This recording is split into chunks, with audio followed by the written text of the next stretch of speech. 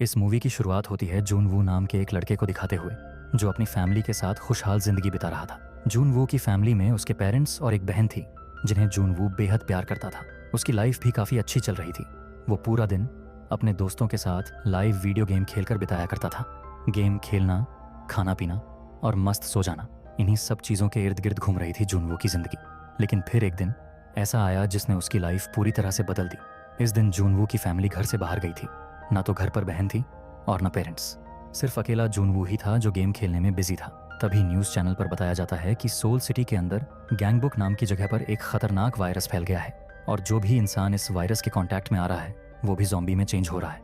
ये infected persons दूसरे इंसानों को काटकर उन्हें भी इन्फेक्टेड कर रहे हैं। देखते ही देखते इस वायरस ने शहर में इतना कोहराम मचा दिया कि अब सरकार भी कुछ नहीं कर पा रही थी, जबकि वायरस आग की तरह शहर में लगातार फैलता ही जा रहा था। ये न्यूज़ सुनकर जून वू जब अपने घर की खिड़की से बाहर का नज़ारा देखता है तो उसके होश उड़ जाते हैं, क्योंकि शहर में लोग एक दूसरे को काटकर इन्फेक्ट कर रहे थे। ये देखकर जून वू काफ़ी डर जाता है कि तभी उसका पड़ोसी फोर्सफुली उसके घर के अंदर एंटर कर वॉशरूम यूज़ करने की परमिशन मांगता है। जून वू भी मना नहीं कर पाता और उसे अंदर आने की इजाज़त दे देता है। इधर न्यूज़ में बताया जाता है कि जो लोग इस वायरस से इन्फेक्टेड हो रहे हैं उनकी स्किन सफ़ेद और आंखें लाल हो जाती हैं और वो कुछ देर बाद ही ज़ॉम्बी में बदल जाते हैं। जैसे ही जून वू का पड़ोसी वॉशरूम से बाहर आता है तो उसमें यही सारे सिम्टम्स दिखाई देते हैं। देखते ही देखते पड़ोसी ज़ॉम्बी में कन्वर्ट होकर जून वू पर हमला करने की कोशिश करता है, पर जून वू जैसे तैसे उसे फ्लैट से बाहर निकालकर अपनी जान बचा लेता है और दरवाजे को भी मजबूती से बंद कर देता है। जून वू की हिम्मत टूटती जा रही थी, लेकिन तभी उसकी फैमिली की तरफ से उसे एक टेक्स्ट मैसेज भेजा जाता है जिसमें लिखा था स्टे अलाइव, यानी जिंदा रहो। ये देखकर जून वू को थोड़ी हिम्मत मिलती है और वो एक पेपर पर स्टे अलाइव लिखकर अपनी फैमिली फोटो पर चिपका देता है। वो इस नोट को मोटिवेशन की तरह देखता है। इसके बाद जून वू एक बड़े से पेपर पर स्टे अलाइव लिखकर उसके साथ अपना फोटो क्लिक करके उसे सोशल मीडिया पर अपलोड कर देता है ताकि उसे बाहर से मदद मिल सके। पर ऐसा नहीं होता। घंटों से दिन और दिन से हफ्ते गुजर जाते हैं, पर जून वू के लिए कोई हेल्प नहीं भेजी जाती। और जब एक दिन वो अपने ड्रोन कैमरा से शहर के हालात देखता है तो दंग रह जाता है, क्योंकि पूरा शहर अब ज़ॉम्बी लैंड में बदल चुका था। ये ज़ॉम्बीज आए दिन खाने की तलाश में जून वू के घर के बाहर आया करते थे, लेकिन सेफ्टी होने की वजह से अंदर नहीं जा पाते थे। भले ही नॉर्मल इंसान ज़ॉम्बी बन चुके थे, लेकिन वो अपनी हैबिट्स नहीं भूले थे। इतना ही नहीं, ये ज़ॉम्बीज डेली रूटीन को फॉलो करते हुए अपने अपने काम पर भी जाते हैं, जो कि सच में काफ़ी शॉकिंग था। खैर, चार दीवारी में बंद जून वू अब यहाँ रहते रहते काफ़ी तंग आ चुका था और तभी उसके दिमाग में एक आइडिया आता है। वो रेडियो के जरिए हेल्प मांगने का फैसला करता है, लेकिन घर में ना तो रेडियो था और ना ही कोई वायर्ड ईयरफोन जो एंटेना की तरह काम कर हेल्प बुलाने में मदद कर सके। इस बात से जून वू काफ़ी परेशान हो जाता है, लेकिन वो हिम्मत नहीं हारता, बल्कि हर रोज़ एक वीडियो बनाकर पोस्ट करता रहता है और किसी न किसी तरह मदद मांगने की कोशिश में लगा रहता है। काफ़ी दिनों तक वीडियो पोस्ट करने के बाद भी कोई मदद करने नहीं आता। वायरस को फैले हुए काफ़ी वक्त गुजर चुका था, इसलिए अब जून वू के पास खाने पीने की चीज़ें भी ख़त्म होने लगती हैं और तो और इंटरनेट भी काम करना बंद कर देता है, जिससे जून वू और ज़्यादा परेशान हो जाता है और मजबूरन इन्हीं तंग हालातों के बीच घर में कैद होकर रहने लगता है। रात के अंधेरे में जून वू अपने घर की खिड़की से बाहर का नज़ारा देखता है और आज उसे एक नॉर्मल इंसान दिखाई देता है, जो कि एक लेडीज़ पुलिस थी। ये लड़की एक एक कर ज़ॉम्बीज़ को शूट कर मौत की नींद सुला रही थी और बड़ी बहादुरी से ज़ॉम्बीज़ का सफाया कर अपनी जान बचा रही थी। पर कुछ ही देर में ज़्यादा फायरिंग करने की वजह से बंदूक में मौजूद गोलियां खत्म हो जाती हैं और इसी मौके का फ़ायदा उठाकर ज़ॉम्बीज़ उस पर हमला कर देते हैं। ये पूरा इंसिडेंट जून वू भी अपने घर से छुप कर देख रहा था, जिससे वो और ज़्यादा घबरा जाता है। जून वू इस लड़की की जान बचाने के लिए ज़ॉम्बीज़ का ध्यान अपनी तरफ अट्रैक्ट करने की कोशिश करता है और अपने घर से बाहर निकलकर उनके सामने आता है, पर शातिर ज़ॉम्बीज़ उसके जाल में नहीं फंसते और लड़की को अपना शिकार बना लेते हैं। जून वू अपनी आंखों के सामने इस लड़की को मरता हुआ देखता रहता है, पर अफसोस उसे बचा नहीं पाता। अभी जून वू इस सदमे से बाहर भी नहीं निकल पाया था कि तभी उसके दरवाजे पर एक दस्तक होती है, जिससे जून वू की धड़कनें और तेज हो जाती हैं और वो लड़खड़ाते डरे सहमे कदमों से दरवाजे की तरफ बढ़ता है। जब दरवाज़ा खोलकर देखता है तो सामने खड़ा होता है एक खूंखार खतरनाक ज़ॉम्बी जो अंदर आने की कोशिश में लगा हुआ था। ये देखकर जून वू अपने दिमाग का इस्तेमाल कर एक प्लान बनाता है और जल्दी से बाहर बैल्कनी के पास जाकर ऐसी एक्टिंग करता है जैसे वो नीचे कूदने वाला हो। ज़ॉम्बी भी जून वू की इस चाल में फंसकर उसे पकड़ने के लिए बैल्कनी से नीचे कूद जाता है, जबकि जून वू बैल्कनी से लटक कर अपनी जान बचा लेता है और वापस बैल्कनी की मदद से घर के अंदर आ जाता है। ज़ॉम्बी को मारकर और अपनी जान बचाकर जून वू को काफ़ी अच्छा फील होता है, लेकिन तभी उसे भूख सताने लगती है और भूख को शांत करने के लिए जून वू जल्दी से अपने घर में खाना तलाशता है, पर अफसोस उसे कुछ नहीं मिलता। क्योंकि घर में रखा सारा राशन खत्म हो गया था और सिर्फ कुछ ड्रिंक्स ही बची हुई थी। जून वू अपना पेट भरने के लिए इन्हीं ड्रिंक्स को पीता है और अपनी भूख काफी हद तक शांत कर लेता है। जून वू को घर में अकेले रहते हुए लंबा अरसा गुजर गया था और अब यही अकेलापन उसे हेलुसिनेशन की तरफ धकेल रहा था। इसलिए जून वू को अजीब अजीब विजन आने लगते हैं। जून वू की हेलुसिनेशन प्रॉब्लम दिन ब दिन बढ़ती जाती है और एक बार तो जून वू को ऐसा महसूस होता है कि उसकी फैमिली सेफली घर आ गई है और अब सब कुछ ठीक हो गया है। लेकिन ये सिर्फ जून वू का वहम था। हकीकत अब भी पहले की तरह ही खौफनाक थी। जब जून वू अपना फ़ोन चेक करता है तो उसे अपनी फैमिली का भेजा गया एक वॉइस मैसेज मिलता है जिसमें जून वू की फैमिली उससे कुछ कहना चाह रही थी, लेकिन तभी ज़ॉम्बीज़ ने उन पर हमला कर दिया और फैमिली अपने दिल की बात जून वू को नहीं बता पाई। ये पूरा वॉइस मैसेज सुनने के बाद जून वू बहुत दुखी होता है और ज़ॉम्बीज़ का गुस्सा अपने घर में रखी चीज़ों पर उतारने लगता है।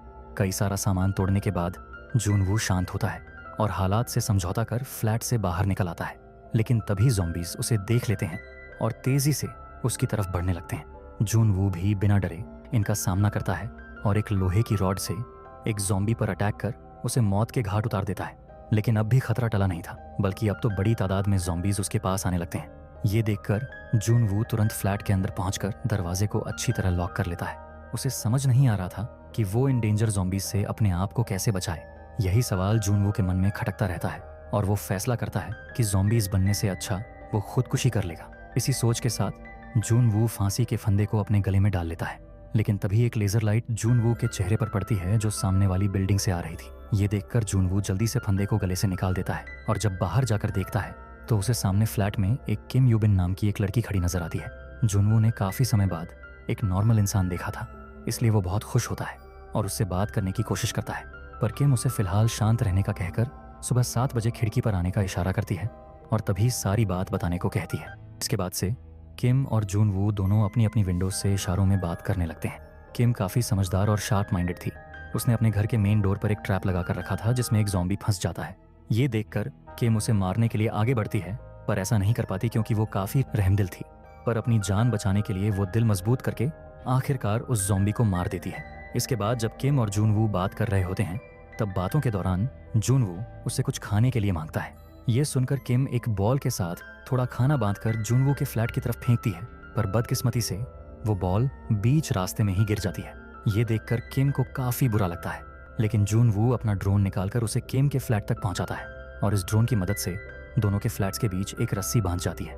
इसी रस्सी से किम दोबारा जून वू के लिए खाना पहुंचाती है और इस बार जून वू को वो खाना मिल जाता है। आज उसने काफ़ी दिनों बाद भरपेट खाना खाया था, इसलिए वो इशारों से किम का शुक्रिया अदा करता है। लेकिन तभी जून वू की नज़र अचानक नीचे खड़े ज़ॉम्बी पर पड़ती है जिसके हाथों में किम के फ्लैट की रस्सी लगी हुई थी। दरअसल ये ज़ॉम्बी पहले एक फायर फाइटर हुआ करता था, इसलिए वो रस्सी से ऊपर चढ़ने में माहिर था।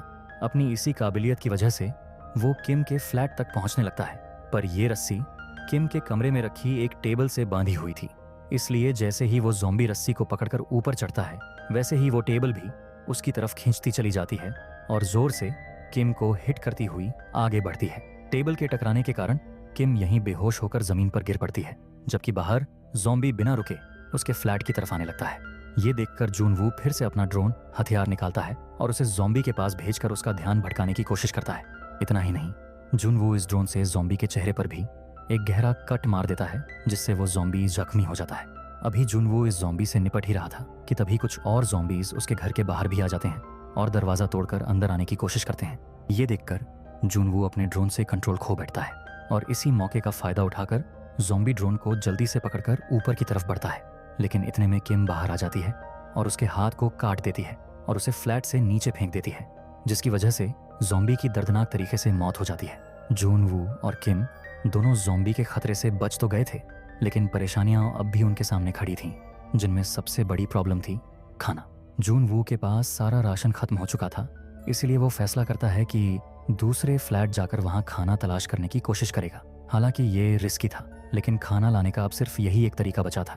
इसलिए जून वू फुल इंतजाम के साथ घर से बाहर निकलकर एक मरे हुए ज़ॉम्बी के पास पहुंचता है और उसकी पॉकेट से घर की चाबी निकालकर उसके घर में आ जाता है।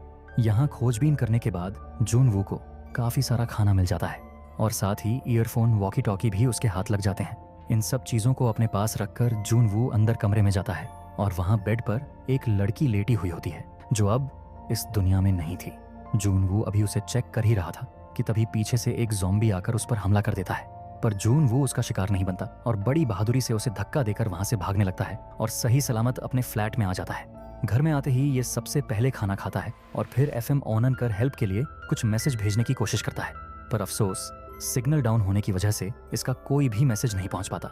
ये देखकर जूनवू काफी उदास होता है और फिर ये एक वॉकी टॉकी को रस्सी के जरिए किम तक पहुंचा देता है, जबकि एक वॉकी टॉकी ये अपने पास रखता है। अब दोनों इन्हीं वॉकी टॉकी के जरिए एक दूसरे से कम्युनिकेट करते हैं और बातचीत के दौरान किम कहती है कि मैं हाइट से बहुत डरती हूँ। इस तरह दोनों अब अपने इस अकेलेपन को एक दूसरे से बात करके खत्म करते हैं और इस मुश्किल वक्त में इन्हें एक दूसरे का सपोर्ट मिल जाता है। अगले दिन ज़ॉम्बी की भारी तादाद किम की बिल्डिंग में घुस आती है, जिनकी आवाज़ सुन किम काफ़ी घबरा जाती है और इसी घबराहट में अचानक जैसे ही इसके हाथ से सामान गिरता है तो उसकी आवाज़ से अट्रैक्ट होकर सभी ज़ॉम्बीज़ की टोली किम के फ्लैट की तरफ आने लगती है। जब ये बात जूनवू को पता चलती है तो ये किम के पास वाले फ्लैट के लैंडलाइन नंबर पर कॉल कर ज़ॉम्बी का ध्यान भटकाने की कोशिश करता है और फ़ोन की आवाज़ से ज़ॉम्बीज़ उसी फ्लैट में पहुंच जाते हैं। इस तरह जूनवू के शातिर दिमाग की वजह से किम की जान बच जाती है, लेकिन अब तक दोनों को ये बात समझ आ चुकी थी कि ये जगह रहने के लिए बिल्कुल भी सेफ नहीं है। इसलिए किम जूनवू से कहती है कि अगर हम कुछ और वक्त यहाँ रुके तो हमारा मरना तय है। किम ये भी बताती है कि जूनवू के 8वें फ्लोर पर बना फ्लैट पूरी तरह से खाली है, वहां लंबे समय से किसी को नहीं देखा गया है। इसलिए दोनों अब इसी फ्लैट में जाने का फैसला करते हैं ताकि वहां से कुछ खाना और जरूरत का सामान ला सकें। दोनों बहादुरी से फ्लैट से नीचे उतरते हैं और जब ज़ॉम्बीज़ की नजर इन पर पड़ती है तो वो इन दोनों पर अटैक कर देते हैं, पर दोनों सभी ज़ॉम्बीज़ को मौत का स्वाद चखाकर लिफ्ट में आ जाते हैं और 8वें फ्लोर तक जाने लगते हैं, जबकि बाहर ज़ॉम्बीज़ का एक बड़ा ग्रुप इन्हें फॉलो करते हुए इनके पास पहुंचने की कोशिश कर रहा था। 8वें फ्लोर पर पहुंचते ही इनके सामने कई सारे ज़ॉम्बीज़ आ जाते हैं और फिर से जूनवू और किम को इनसे मुकाबला करना पड़ता है। अभी ये ताबड़तोड़ फाइट चल ही रही थी कि इतने में एक शख्स आकर इन दोनों को अपने फ्लैट के अंदर ले जाता है और इनकी जान बचाता है, जिससे दोनों इस शख्स से काफी खुश होते हैं। ये आदमी इन्हें खाना और पानी भी सर्व करता है। हालांकि जूनवू तो खा लेता है, पर किम को थोड़ा अजीब लगता है, पर फिर मजबूरी को देखते हुए ये इस खाने को खा लेती है और बस खाना खाते ही दोनों बेहोश हो जाते हैं। जिसके बाद ये आदमी इन दोनों को बांध देता है और अपनी ज़ॉम्बी बीवी की भूख शांत करने के लिए किम को उसके पास ले जाता है। पर तभी जूनवू होश में आकर इस आदमी पर बंदूक तान देता है और किम को कमरे से बाहर लाने का ऑर्डर देता है, पर यह आदमी इसकी एक नहीं सुनता। इधर रूम में ज़ॉम्बी वाइफ किम की तरफ बढ़ने लगती है। ये देखकर किम जल्दी से उसके मुंह को बांधकर बाहर निकल आती है और उसके हस्बैंड को ही वाइफ का निवाला बना देती है और फिर दोनों हस्बैंड वाइफ को शूट कर इन्हें मौत की नींद सुला देते हैं। हालांकि इनकी जान लेना इसके लिए बहुत मुश्किल था। गोली की आवाज से सभी ज़ॉम्बीज़ इनके फ्लैट की तरफ भागने लगते हैं। दोनों के बचने की उम्मीद अब बहुत कम थी, इसलिए किम जूनवू से कहती है कि तुम मुझे मार दो, मैं ज़ॉम्बी नहीं बनना चाहती। इतने में ही इन्हें बाहर हेलीकॉप्टर की आवाज़ सुनाई देती है, जिसे सुनकर जूनवू और किम को अपने बचने की एक उम्मीद नजर आती है। इसलिए अब दोनों फ्लैट से बाहर निकलकर ज़ॉम्बीज़ से लड़ने लगते हैं और किसी तरह टेरेस पर पहुंचने की कोशिश करते हैं और कई ज़ॉम्बीज़ को मारकर छत पर आ जाते हैं। पर अफसोस यहाँ इन्हें दूर दूर तक भी हेलीकॉप्टर नहीं दिखता और इतने में कई सारे ज़ॉम्बीज़ यहाँ